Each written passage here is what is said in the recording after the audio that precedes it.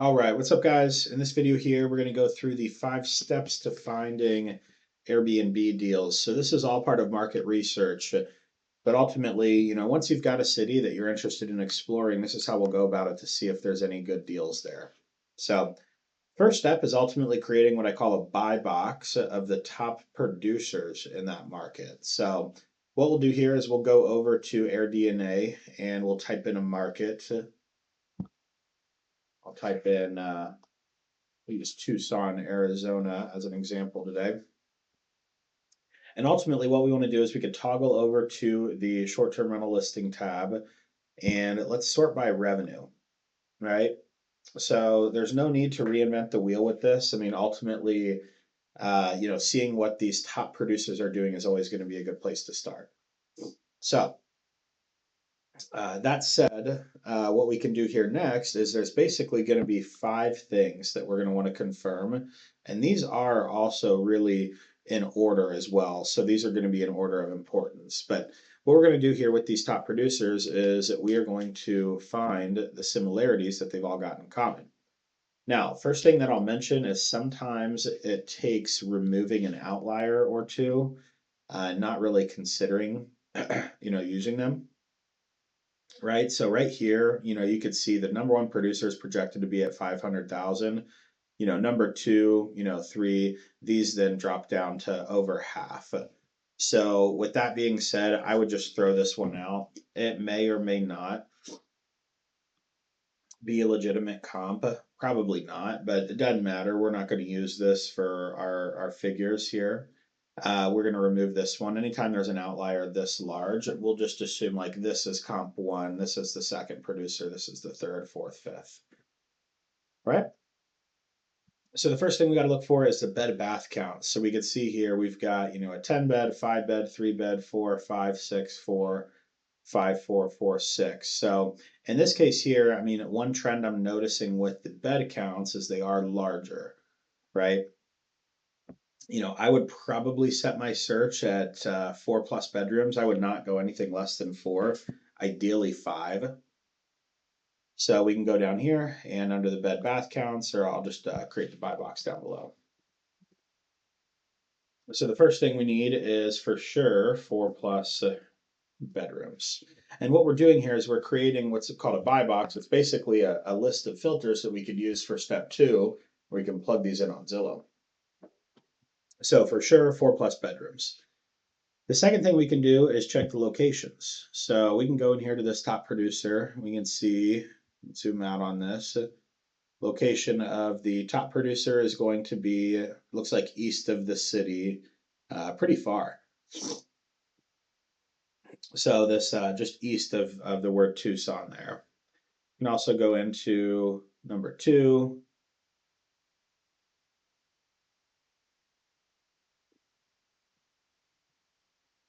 This one's on the south side of the city.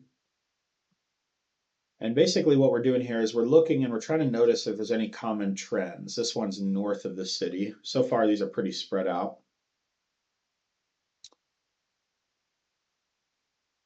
This one here, west of the city. Okay, so we've hit all 4 corners so far. Again, what we're doing here is we're looking to see if there's any trends, right? I mean, if 3 out of the top 5 producers were right here by the Tucson Museum of Art, that's definitely something we're going to want to account for within our search.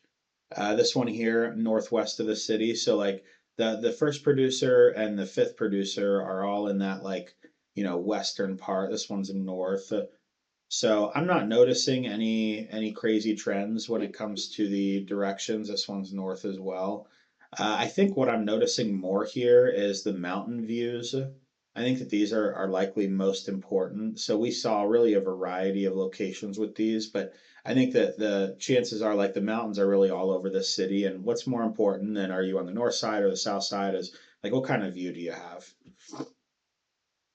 That's just what I've kind of noticed in there. So as far as location, nothing crazy, but then amenities, we'll put under here like, mountain views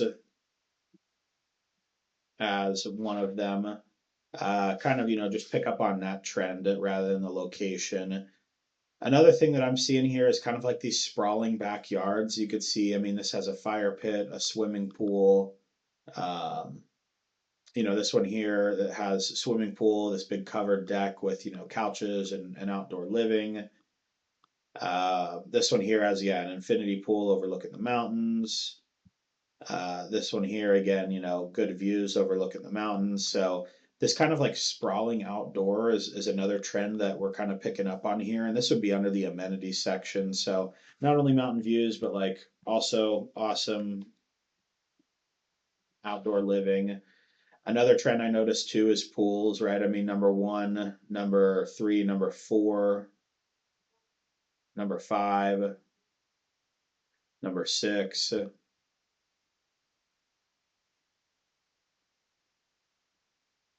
number seven, eight. So we could see here nine, 10, probably nine out of the top 10 have pools. So that's definitely something that we want to pick up on and note that we need to have, right? So this is all under the amenities section.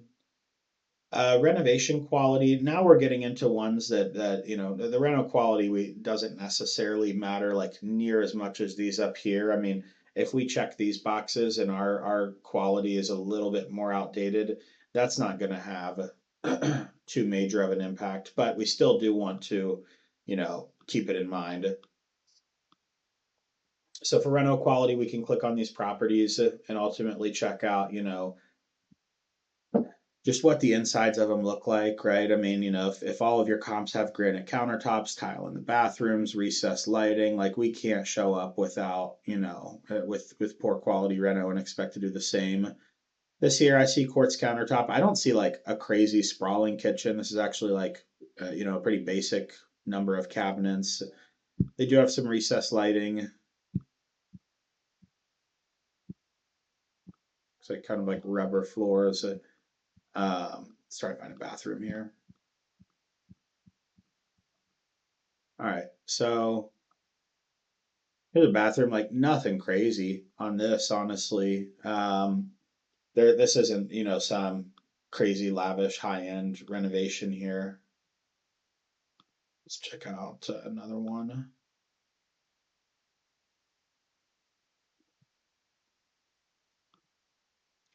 Here's our kitchen. This is a nice kitchen. They got crown molding, solid cabinets, granite countertops. They do still have carpet in the bedrooms, though. I mean, that's less than ideal, especially for a short term rental. um, Bathroom, big, but like I wouldn't call this like freshly renovated. These are kind of some older style towels or older style tiles. So these are nice properties, but the trend that I'm noticing is like they don't need to be the most high end renovation. I mean, as long as they're clean and they look solid, that's the biggest trend that I've noticed. I think this market is going to be much more about the amenities, right? I mean, here they converted a game room, they converted their garage into a game room. They've got, the views, the pool, the outdoor living. So I think, we could take an average renovation and as long as we have the amenities, be okay. The last thing here that we'll note is a max purchase price. So ultimately, there's something called the 15% rule, and this is if you're self-managing. 15% rule basically states we need the annual revenue to be at least 15% of our purchase price. So we can kind of backtrack our way in to determining like how much can we really spend in this market. And this is kind of the last filter that we'll grab. So basically what we want to do is we kind of want to like average out, the top 10 producers revenues. So we've got, 270, 230, 270, 13, 189, 170. What I like to do is I'll go down about 10 listings, which is really this one here, and this 160, 170 range, I would say is achievable. I'd probably put my figures at like 160. So we'll take that 160 and we can really go to a calculator. And if we do 160,000 and we divide that by 0.15, it's going to tell us really if we're doing properties that are doing 160,000, we can't really spend more than $1 million is basically what this is telling us. there will be a diminishing return if you start to spend more than that. Now, this doesn't mean we for sure have to spend that, but basically, if we can kind of guarantee ourselves in the top 10 or to compete at least with the top 10, or in this case probably like what, top 20, right? At that 160 mark, we're still 20 listings down there. So if we can be in the top 20, we can spend $1 million and likely still cash flow.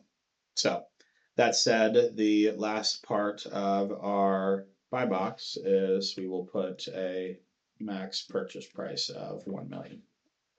All right. So that there was really step number one in creating the buy box that we're looking for. And now we've got these four pieces of criteria, which we can then, go over to step two, which is jumping over to Zillow and starting to filter down some of these properties. So what we'll do here is we'll go to Tucson and we will see that we've got 43, almost 4,400 properties, right? Like, where are we going to start with this many deals? We got to start setting some of those filters. So that's where our buy box ultimately comes into play, because this is telling us what we have to have in this market in order to be successful. So first thing that we can do is that purchase price. And again, like, this doesn't mean that we're going to spend $1 million, but we know that deals aren't making sense over that amount. So we can, that there got rid of, just 300 deals. We'll also go the 4 bedrooms, which is that there will get us down to 1,200. Another thing that we noticed on there is every single one of these were single family homes. You saw there were no condos, there were no duplexes, there were no townhomes. So we can do the same thing. We'll go into here and we'll just select homes. Another thing that I always like to do is I like to eliminate HOAs as well, especially with these Airbnbs. They can really flip the rules overnight. So we'll drop down our HOAs. Another thing that we had was we got to have a pool, right? So now you can see here, we dropped it down from like 4,300 deals to 92. This is far more manageable. Let's see, we also have, I think we can also do mountain views too. Let's check out mountain views. Sometimes the views are a little wonky. Sometimes you can still have like, the cool backyards that we were looking at without needing to check this box, and you can see all of the deals kind of went away there. So that said, we still got 92 deals. I'll tell you what, let's go ahead and increase the bed count as well, get rid of some more, because we did see 5 bedrooms would be nice. Now we're at 19 deals. So you can see this is going to be far more manageable than the 4,300. And that's really step number two, is filtering out, setting those filters and getting that from like 4,400 deals to now we got 19, where we can actually start to pick the ones apart.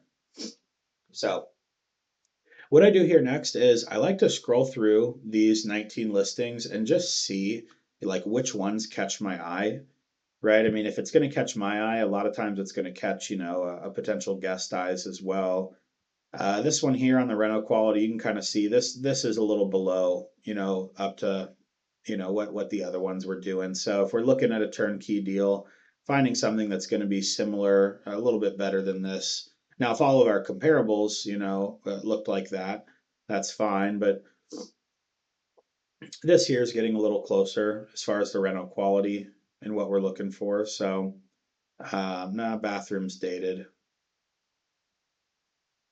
some older tile. So getting closer, but still, I'd say not quite there. Nothing crazy about this one that catches my eye.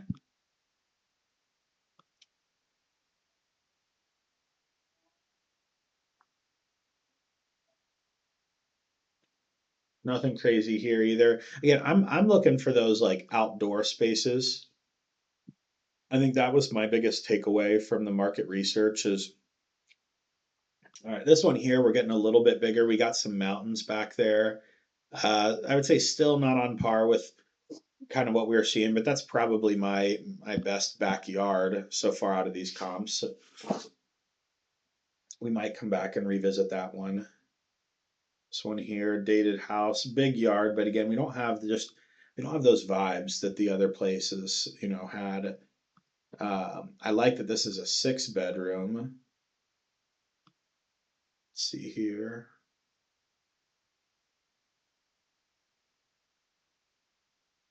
Dated kitchen.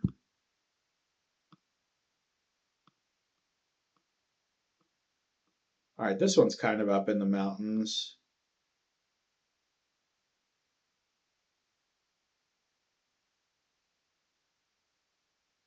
Yeah, little bit. Yeah, this one's dated as well. So again, we're just kind of scrolling through these. We're seeing which ones have those, kind of similarities.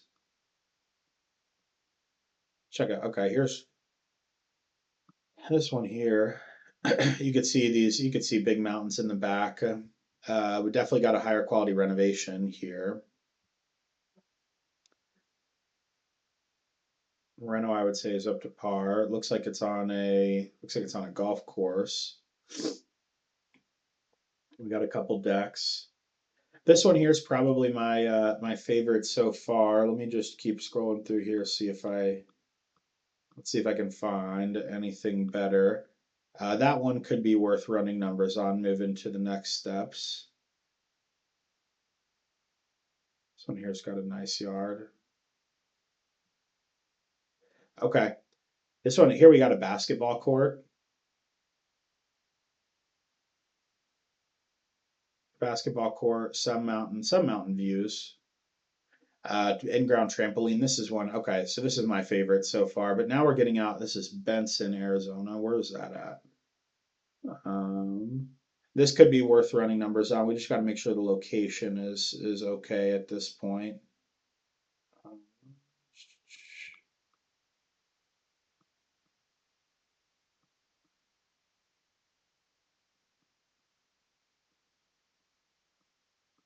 Here's a 7 bedroom.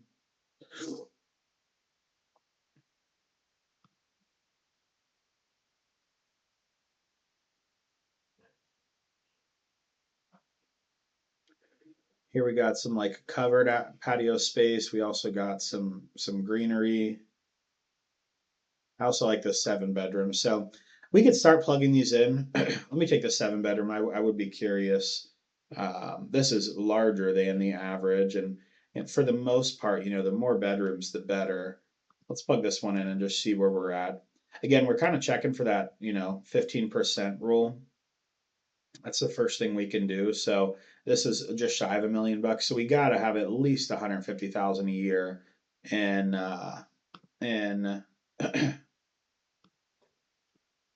revenue. And I'm actually gonna do this. Check for the 15% rule as well. We'll just include that as a step. So here we're 7 bed, 4 bath, sleeping. I always go 2 guests per bedroom plus two. So if it's 7 bedroom, that's 14 guests just by the two per bedroom, and then we'll add two to that, assuming we could do a bunk bed somewhere. So here you can see we're at 116,000. Um, so shy of the 150 we need to be at. We can then scroll down and kind of see, what the other ones are doing. Because AirDNA, all it knows is it's a 7 bedroom, but it doesn't know, really anything other than that. You could see a property up to this quality looks like it's doing about 150. So they got a basketball court, right? Good design. Okay. So you could see here, this one is at 150 and we at? Okay, so this one's a couple blocks north of here. This property could probably do 150. Let's keep plugging these in here. Let's ultimately check out. Here's this one for 700. I might try this Oro Valley. We'll see if there's any producers in this area. Once you get outside of the big cities, we just gotta the most important thing there is just making sure that we can have comps, right? I mean, if we're too far out, that could mean that properties aren't producing. So, 5 bed, 3 bath, we'll go 12 guests, right? We got to make sure there's still a demand. If there's comparables and successful places, then great. But if not, we need to account for that or move closer to the city. And then this here, like this is fine to kind of assume and trust. But really, what we want to do is we want to scroll down. The best way to check these comps is to scroll down and actually see what AirDNA is using in order to come up with these figures. And our goal is to find the closest possible property when it comes to location, bed, bath. I mean, everything that we listed here, right? Our goal is to find the closest thing to the property that we're looking at and, see what kind of revenue it's doing. So this here, you could see they got a putt, they got a putting green, but like pretty unstimulating backyard compared to some of the other more like sprawling ones that we were finding. Let's see here. I might. Let's see Oro Valley again. I do think we want to be closer to Tucson. Let's check this one. This is at 640, 5 bedroom. This one will need a little bit of work on the inside. It's got a solid kitchen. I think paint and floor would go a long way in a property like this. And then really a bunch on the outside. I might check this one here because this is in Tucson. I like this purchase price here compared to the other ones. We'll plug this one in.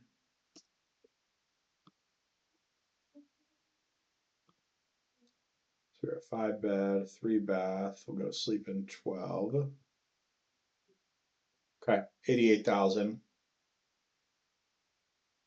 88,000. We've also got a comparable here that's doing 130. So we're at 88,000. If we scroll over, we'll see this other comparable doing 130. Let's check this one out. This one here, we've got a pool, some string lights. I see kind of like a basic like ranch level home, but they just kind of dressed up their outside and they got some good pictures. Let's see what we got here. We got some mountain views. We converted the garage. We got some game room.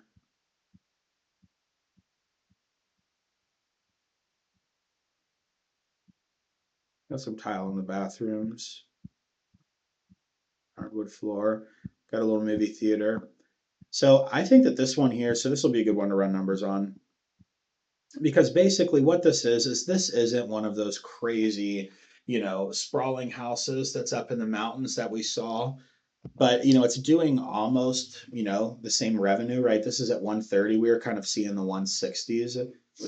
Okay. And this is taking more of like an average house, right? And then just by designing it and adding the proper amenities, they're kind of optimizing their way in to this higher revenue.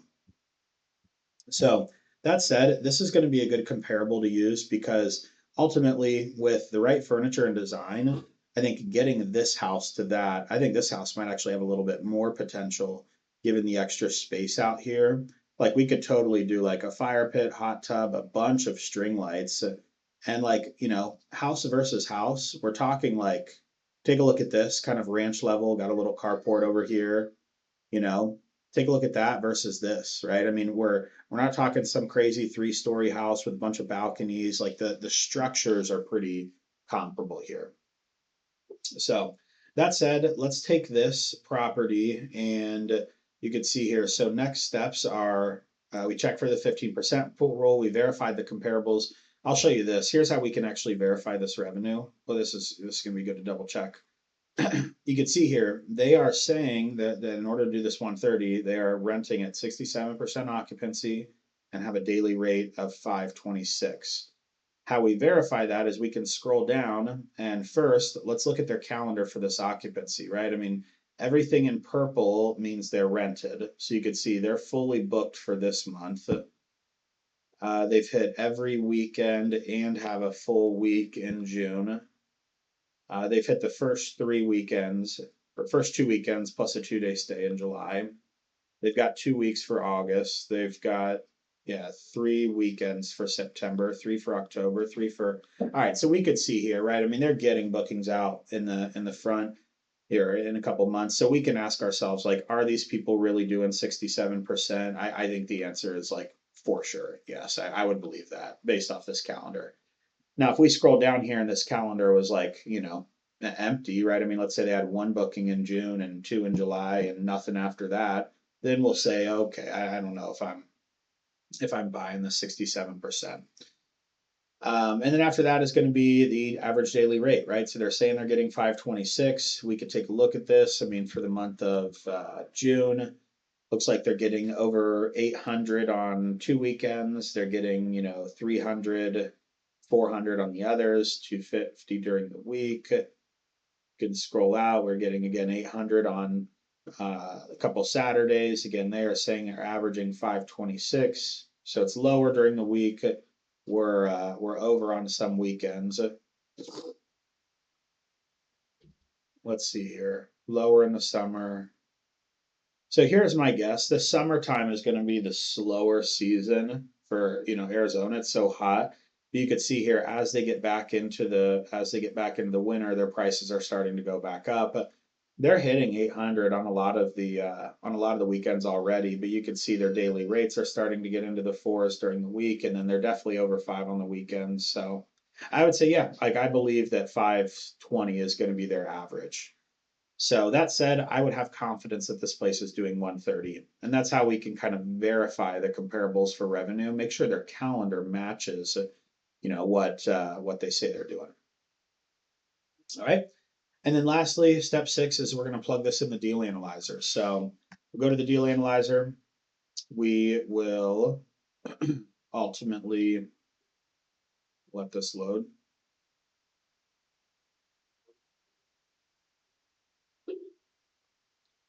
All right, here we go. So deal analyzer, what we'll do is we're going to use the short-term rental purchase tab, and we're basically going to be plugging in everything that's in blue. So up here, got our purchase price of 640,000.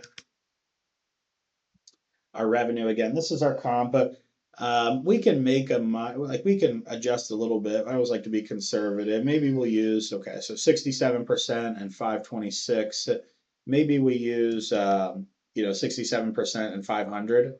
Maybe we kind of dock this by about 10,000. We could even go a little more. We can go 490. We'll go like a full $10,000, just kind of dock it. I think that this listing here, that this is achievable. This isn't the best run listing. um, kind of a little bit of a like a cluttered design. They do have some good amenities, but I think there's some improvements we can make on this. And ultimately, I think that we can have a better backyard too. The backyard in the subject property. This is pretty large here. So, all right, we've got those there.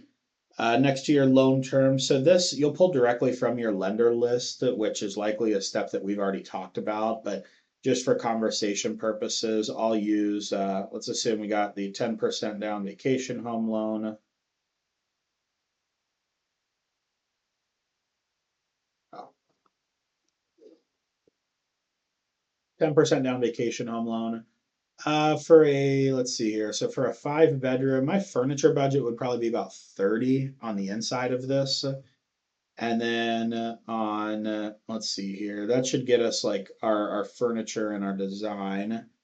On the outside, let's see, we'll likely need to do some stuff on the inside. I might go 35 on the inside. Maybe I'd be painting some accent walls, cleaning some of this up. And then on the outside here, this is where I'd be doing like hot tub, fire pit, and a bunch of string lights. I might put 15 into the backyard. I probably like budget 50 for something like this. 35 inside, 15 on the outside, and I think that'll get us pretty close to kind of what the comparables are doing. So yeah, 50. Closing costs. Let's see. How long has this place been on the market for? This has been on the market for 124 days. So that said, I wouldn't like we're not going to pay closing costs on this, so we can go assume no closing costs there. And then tax benefits, we can come back to this in a sec. Let's not plug those in. So just down payment of 10% plus 50,000 and furniture and reno. This would bring us to a total investment of 114. Next year, so insurance, 250 a month. This might be, well, it might be a little high, but again, we'll be conservative. We'll go 250 a month.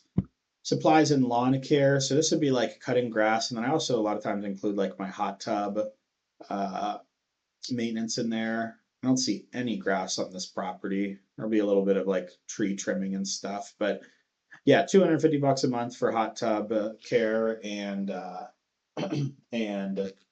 the trimming of the landscaping. I think that's good. Taxes. So the way we like to do taxes is like you could scroll down and ultimately like see what the taxes look like on Zillow, but the better way to do this is just go to the county auditor and find the going rate.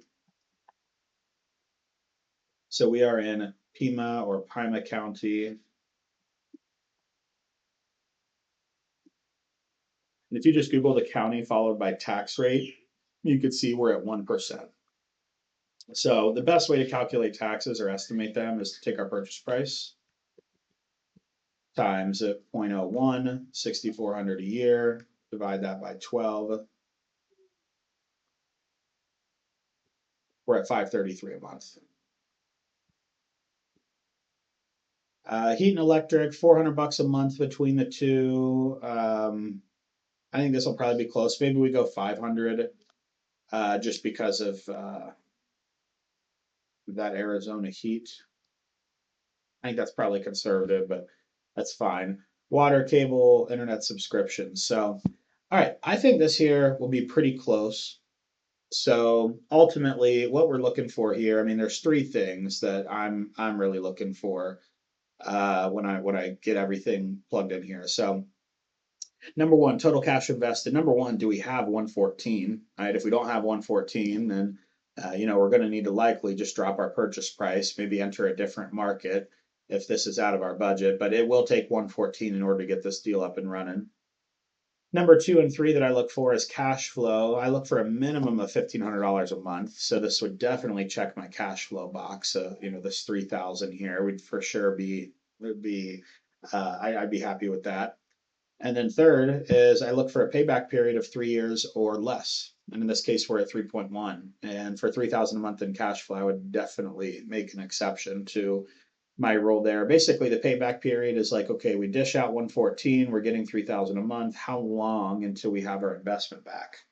And in this case, it's 3.1 years. All right, so this is definitely a solid deal. We've even got some room to play here, but let's do this. Let me add. I will plug in the deal analyzer. I will also add confirm. We are at confirm.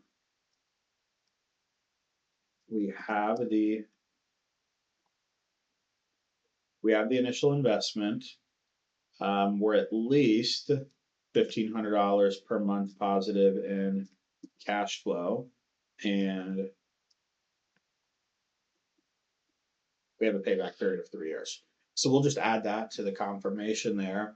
And then what we can also do too is, we can kind of stress test this deal. There's also tax benefits too, right? I mean, so we could talk these for a second. So, if you're self-managing, it's highly likely that you'll qualify for extra tax benefits. Now, I'm not a CPA, not going to sit here and guarantee everybody's, for sure going to get these, but let's loop in your CPA before you make a financial decision on it. This is a good enough deal to, not even worry about this. Any extra benefits will just be cherries on top. But let's assume we need some benefits in order to make this deal work. So 640 of a purchase price. In the year of 2024, I am estimating it's 20% of my purchase price to be a write-off in year one. This could be a write-off of 128,000 that you might actually be able to offset other W-2 income on.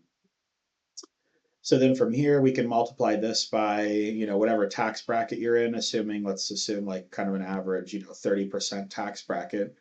This could be a $38,000 refund from taxes you've already paid. So if that's the case, and again, what we did there is we took 20% of our purchase price, we got a $128,000 write-off, and then that write-off could be offset against other income. Let's say that you are a W-2 employee making 120,000 a year, then that might, qualify you for just a refund of all the money you've already paid. And if you're paying 30%, that'd be about 38,000. So that's the math on that. And you can see what that did is that doesn't change our cash flow. We'll still need that full 114 to do the deal, but this just means we might get 38 of that back as soon as you file taxes, which would bring our initial investment down to that 76,000, which what that does is that will increase our cash on cash and decrease our payback period, right? So We can include that. I'll include that here for you as well. We'll go step number 8.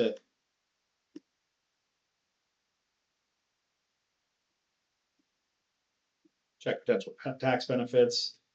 And then last one I'll go here is let's stress test it, right? So like we're looking at a comp that's doing 130. We're already dropping that down to 119. But let's test these numbers, let's see how far can we go and still meet that criteria that again, you set your own criteria, but I look for 1500 in 3 years. So I mean, let's drop this down what if it only did 470, right? We've still got room in this criteria. Like what if it did 450? We're still 2000 a month in under 3 years, like 425. So like 425, you could see if this just did 103, ultimately we're still at 1800 a month cash flow and a 30-year cash 30% cash on cash, 3.4 years. It's a little higher than I'd like to see on the payback, but at the same time, the cash flow is more too. So like I'm okay with going up a little bit. Um, if our cash flow was like 1200 bucks and we're a little lower than I'd like to see, then yeah, I'm for sure not going over that 3 year mark. But like this year we could do 103 and I think still this is a good deal at this point. I think we're also conservative on in our utilities here as well. We're also assuming we're paying full list price, which probably isn't the case. This place has been on the market for was it 100 and 124 days. So again, this is assuming list price, but we can drop this down. I mean, let's say we get it for like 610. Right now our cash flow is back up and we could probably test this a little more, right? I mean, theoretically, like if we're getting this place, let's say we get it for 600,000, this is probably a little more realistic on like where my offer would be. The 1670 a month, 3.6. So like really we can make all the way down to like 97,000 and still have this deal work. Now, I definitely don't think that'd be the case. I think we'd be able to do more for sure, but like we can really dock this by like 30% revenue and the numbers still check out. So that said, that's the last thing I like to do is just kind of test the numbers, play with the purchase price, play with the revenue. Let's say this is super competitive. Like let's say this was just listed and they say multiple offers received, submit your highest and best. In that case, maybe we got to stress the purchase price going up. Maybe we could see can we make, 650 work? Can we make 660 work? 670? That way, if we're kind of driving up a competitive offer, seeing the max that we can really put in as an offer if we know there's other offers on the table. But this here is ultimately my steps for beginning market research and finding deals. Again, just to recap, we created the buy box. We found out what, variables we needed to include in our deals to make them work, right? Which in this case, Tucson as an example, we found like 6 things, right? From there, we set the filters on Zillow. We took Zillow from what 4,300 deals down to 19, right? Far more manageable. Then we started scrolling through these 19. You could have just plugged in every one of these and ultimately seen like which one did the best. Like I don't have time. I'm not gonna make you guys watch me do this 19 times. So we kind of expedited that. We looked through like 6, 7 of them, and we just kind of picked the one that kind of stood out the most. But one of these others might be a better deal than this. We just kind of, grazed through and, found ones that jumped out. We plugged those properties in AirDNA. We plugged a couple in AirDNA, but we found one that stood out the most to us. Again, remember, don't just take this figure here and just assume that's what we need to roll with. If you scroll down, the goal here is to find the closest possible comparable to our property when it comes to all of these things that we listed out, right? And then from there, we can verify the comparables with revenue, right? That's where we went in and we actually looked at, the calendar and we scrolled down and said, okay, can we believe that they're, averaging 500 a night and 67% occupancy? We then plugged in the deal analyzer. Again, this is a turnkey short-term rental, so we're using the short-term rental purchase. We're just plugging in everything in blue. What else we got? Confirm. Okay, so confirm we check the boxes, right? Again, I look for that. One, we got to make sure we got the initial investment to do it. Two, we got to make sure, again, I look for 1,500 a month here and a 3-year payback period. I'm not getting too excited about any deals that don't check those boxes. We could play with the tax benefits, see if that helps, and then ultimately stress test it. Let's see like how low can the revenue go in order to still meet the criteria we're looking for. And ultimately, at the end of the day, I think we came up with a pretty solid deal here. So I hope this helps. This can be applied in any market. This isn't specific to Tucson. You could take this, plug it in any market. The truth is, we can see success in most markets. So I really like starting with where you guys want to be. Where do you want to own a vacation home? Where do you have friends and family? Where do you like traveling? Like, where do you want to be? And that's always a good place to start. um, then there's a couple markets where just deals don't make sense because the purchase to revenue ratio, but this will work in most markets. And take these same steps. It's basically a 9-step process. I know we added a couple here. We'll change this to the 9 steps of finding Airbnbs. Hope this helps. And yeah, take this, check out some markets, and ultimately, set your own set of criteria, and let's see what's out there.